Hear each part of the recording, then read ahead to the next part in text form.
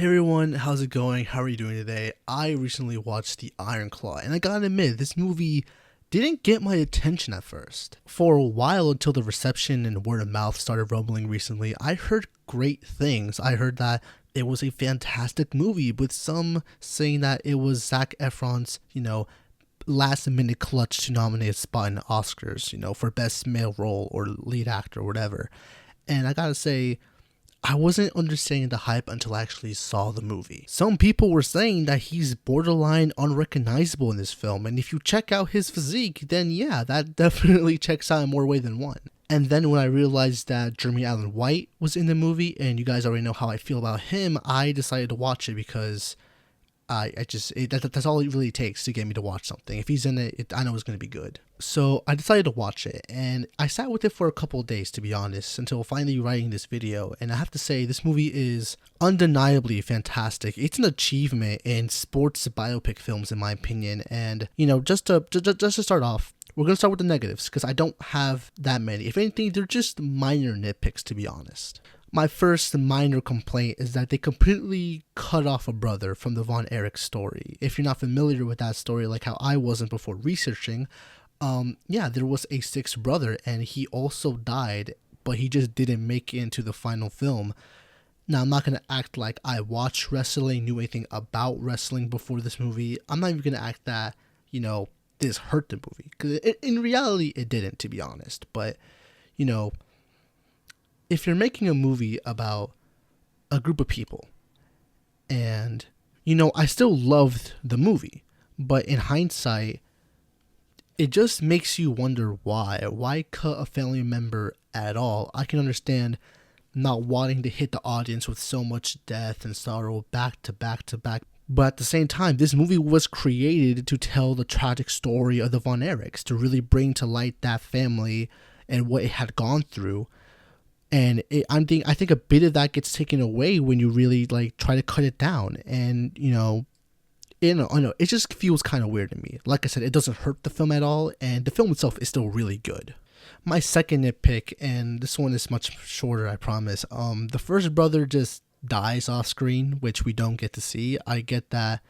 The point was that it was supposed to be sudden, that we don't get to see it, and it's supposed to come out of nowhere. But I think that doing it that way, the way they did it didn't make the death hit for me. I didn't feel anything for that first brother's death the way I did for the other two. But to be honest, that's just me. That's just the way I felt that his death was, treated a little bit poorly, just in my opinion. But take everything I just said, besides those two things, are perfect, just generally spectacular. I think it's obvious by far that this movie is about brotherhood, what it really means to have a brother, and how brothers build each other up, and sometimes how a loss of a brother can, affect either the other brothers, the family members, mother, father, whatever.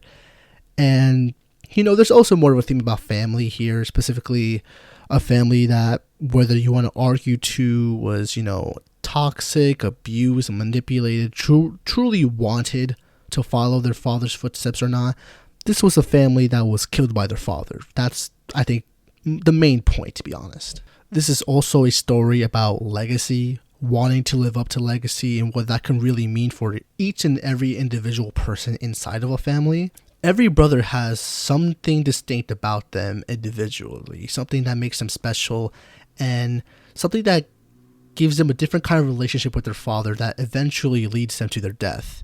And it isn't until our main characters, Kevin here, or Zac Efron's character, really differentiates from that. And, he really evaluated his life, what he had in his life, and what made it so stressful, and decided to distance himself. And obviously, the first sign of that is giving his son a different last name for the vonerichs, and, then continuously keeping distance, really stepping away from his father's footsteps as much as he could, take care of his family. And I think that's the reason why he's alive, why he's the only brother remaining, to be honest. This movie sells everything perfectly. You really buy into the love and the friendship between these guys. Their chemistry is not something you could just fake, to be honest. They really do love each other so much, and that doesn't get more heart-gutting than until the final scene of the movie where, Kevin is crying because he just misses his brothers, and then he gets comforted by his children, and it's a beautiful scene, honestly, performed really, really beautifully by Zac Efron. It's written beautifully. It's the scene's just it's just beautiful. It brought me to tears. It's so fucking good. I like the writing in this movie in general. There's a bunch of subtle things in here that even from the start of the movie, it's a really good viewpoint of the relationships here. I love the bit where the father just straight up tells the guys, "Hey, I have a favorite and a least favorite. There are rankings, and do what you want to do to affect that." He's just so blunt about it. It kind of gives you the idea of what kind of man this lunatic actually is. A man who failed in his prime and who's now pressuring his children to do the same thing, even though he doesn't act like it. He's always giving the illusion of choice, to be honest. And God, it's just such a powerful story. It's a story that kind of makes you want to question your own life in a bit. Like, are the things you're doing really satisfying your parents? Like, I can't lie, one of my first occurring thoughts when walking out of this film was, damn, am I making my parents proud? God, this movie is intense. Besides the story itself, this is just a really well made film also. There's a ton of beautiful shots. The cinematography is really well done.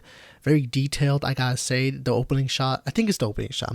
I might be remembering wrongly, but the opening shot where we see Zac Efron get out of the bed, it's you can see all of his veins. Let's just say that. You can see everything. It's really well shot, really well lit too. It's a beautiful film. It honestly is. It really captures the time period also. A lot of the historical, timing gets involved in the plot also, but you could definitely tell just by the set production, not set production, the production, the set design, production design, all of that, really well done. The performances here are really good also. Like I mentioned earlier, Zac Efron is basically unrecognizable. Some people are saying that he made a last minute ditch effort for that Oscar nomination, and I gotta say, I can see it. I can definitely see it.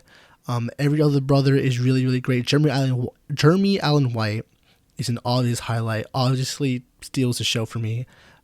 And I gotta say, who else gave a really good performance? Everyone was just good. There was always like a high quality.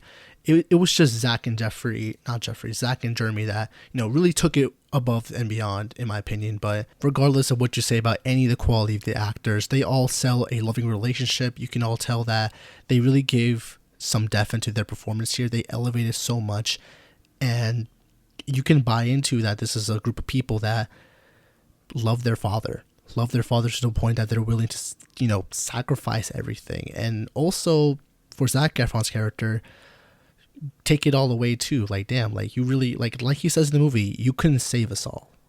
And that's just, it really is just that at the end of the day. It's just so powerful. While this movie breaks you throughout the entire runtime, it definitely ends on a more hopeful note. Definitely some hope core shit here. And I've always been more of a fan of those kind of movies, a movie that can really like inspire you, keep you hopeful, and not just completely beat you dead with heartbreak throughout the entire runtime. And I just gotta say, this is one of the better examples of it for sure. Alright, that being said, what did you think of the Iron Claw? Did you like it? Did you enjoy it? What did you think of it? Did you agree with anything I said? Did you want to add anything more here? Leave a like, subscribe, and thank you for watching.